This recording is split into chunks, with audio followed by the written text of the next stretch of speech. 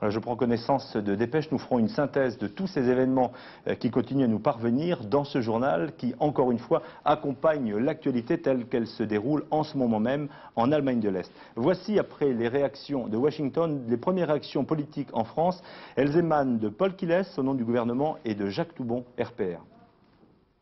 C'est un symbole qui est en train de tomber, un symbole de l'affrontement entre l'Est et l'Ouest, et on ne peut bien entendu que se réjouir. Et on ne peut qu'espérer que ce symbole est le signe d'une détente dans le monde. C'est probablement une chance pour la paix. Pour l'Europe, c'est toute une série d'interrogations. La réunification, si elle doit se faire, sera le fait des peuples. Et je crois que ce n'est pas à nous à dire si elle doit se faire ou si elle se fera. Ceci étant, pour les Allemands, qu'ils soient de l'Est ou de l'Ouest, pour les Européens, c'est un grand moment aujourd'hui.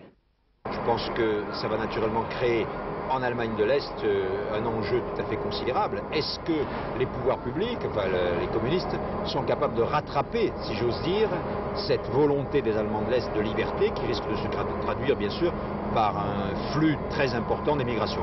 Et puis je crois qu'aussi peut-être au moment où le mur de Berlin prend fin, on pourrait peut-être penser aux milliers de gens qui sont morts pour le franchir et qu'aujourd'hui des milliers vont partir librement, et puis il y en a d'autres qui sont restés. Et peut-être que c'est grâce à ceux qui sont morts que ceux d'aujourd'hui peuvent partir.